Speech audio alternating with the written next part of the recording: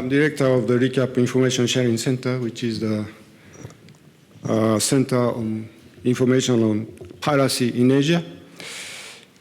Piracy and armed robbery against ships is a permanent, persistent maritime crimes affecting the safe navigation of ships. My presentation covers,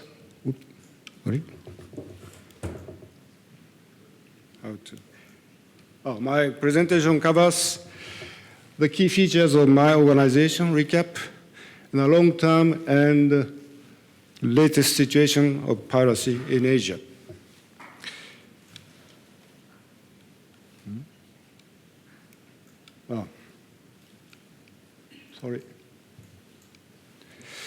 First, let me present ReCAAP and its main features. ReCAAP stands for Regional Cooperation Agreement on Combating Piracy and Armed Robbery Against Ships in Asia.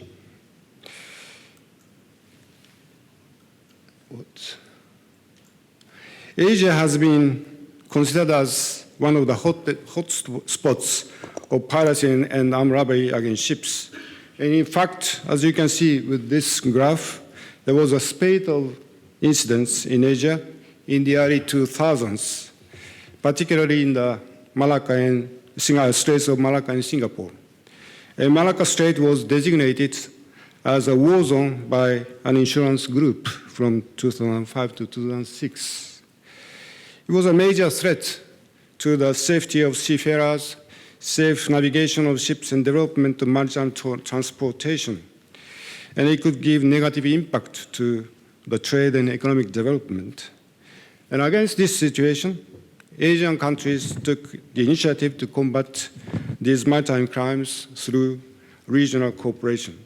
ReCAAP is one of the responses of Asian countries.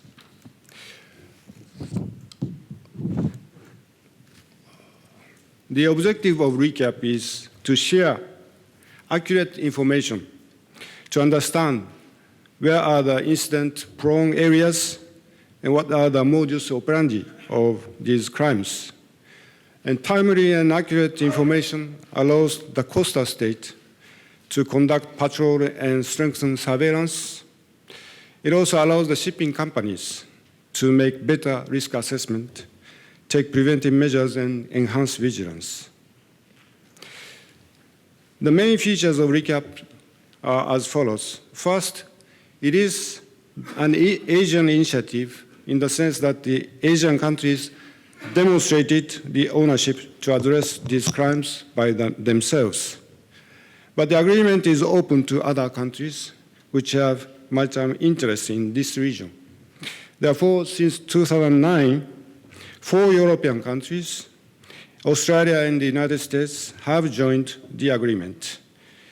These countries are sharing their expertise and experience on maritime law enforcement with Asian countries. Secondly, ReCAAP is promoting an instant reporting and response framework, which is adapted to the Asian situation.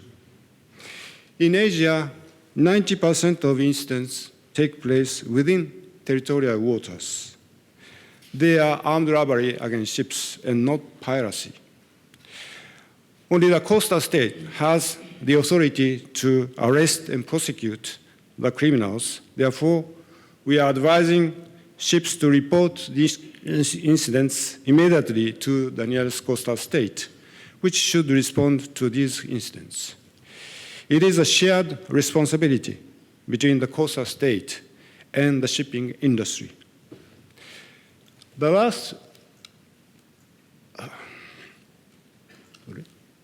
last feature is the assessment of the severity or nature of incidents. While the number of incidents itself is important, it doesn't explain the exact picture of the situation. We need to know how serious each incident is for seafarers and shipping companies. While we should take all incidents seriously, one incident of kidnap for ransom is more serious and dangerous than one incident of petty theft. Therefore, we make assessment on the severity of incidents using violence and economic factors and classify each incident into one of 4 categories. Now let me talk about a long-term trend of piracy in Asia. This is the number of incidents from 2007 to 2018.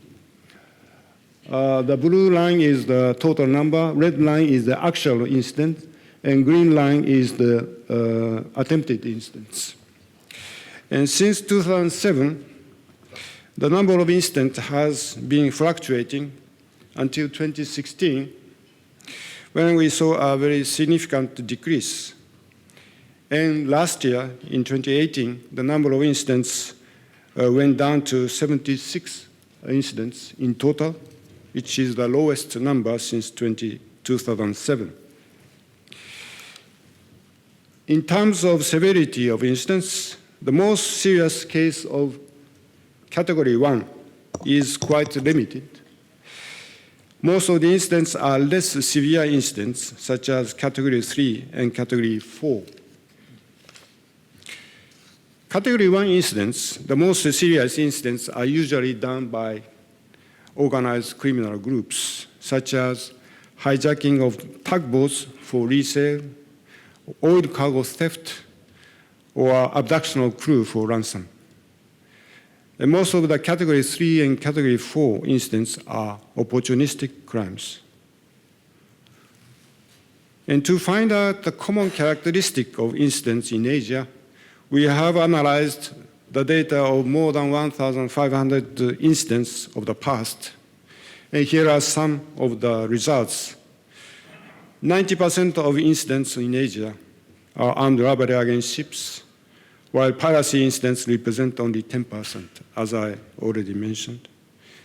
And commonly used weapons by perpetrators are knives and machetes, and the use of firearms is quite limited in Asia. In 81% of incidents, the crew was not injured or there was no report of injury. Common stolen items are ship stores, and in 32% of incidents, nothing was stolen. Most frequently attacked ships are tankers and bulk carriers, and 80% of incidents took place during hours of darkness. And from this analysis, we can say that the incidents in Asia are quite different from the incidents, for example, in the Gulf of Aden, where most of the cases are piracy at high seas. And pirates are heavily armed, and their main purpose is kidnap for ransom.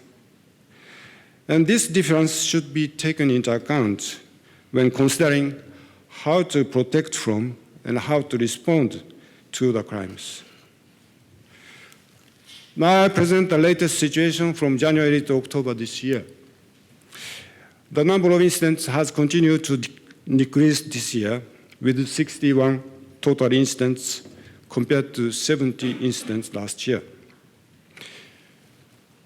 And as for the location of incidents, there was an improvement at ports and anchorages in Bangladesh, Indonesia, and the Philippines. However, there are areas of concern for this year, such as the Severity Sea for abduction of crew, the Singapore Strait for the increase of incidents on sailing vessels, and Malaysia at anchorage near Johor. Let me present more in detail in 2 areas of concern. The first is the Singapore Strait. The number of incidents in the Malacca and Singapore Straits in 2015 was quite high, with 104 incidents, but it has decreased significantly since 2016. However, we see an increase of incidents in the Singapore Strait this year, with 18 incidents, and all of them took place in the western sector of the strait. And 14 incidents took place on barges towed by tugboats, and 4 incidents on bigger ships. They occurred in very similar locations. We are advising littoral states particularly Indonesia, Malaysia, and Singapore, to enhance their patrol and coordinate their operations, and the shipping industry to enhance vigilance in these locations. The most serious concern in Asia is the abduction of crew in the through Celebes seas and waters of Eastern Sabah. This slide shows the overall incidence of abduction of crew from 2016 to 2019. A total of 19 actual incidents and 11 attempted incidents were reported. As you can see, on the right side is the Mindanao of Philippines, and on the left side it is Sabah of Malaysia. And most of the incidents took place between Mindanao of Philippines and the Sabah state. And most of the abductions of these incidents are claimed by Abu Sayyaf group, which is a terrorist group in the Philippines. The group used to kidnap people on land or from resort islands in the past, but since 2016, they have expanded the kidnapping to the crew of ships. And in total, since 2016, they abducted 78 crew. Among them, 65 crew were already released, 10 crew were killed or died, and 3 crew are still in captivity. This is the total picture. But however, the number of abductions has decreased year by year from 2016 to this year. It started with 12 actual incidents in 2016 and went down to 2 incidents this year. This improvement is attributed to the efforts of the Philippine authorities and enhanced vigilance of shipping companies. The perpetrators have kidnapped crew from slow speed and low freeboard ships.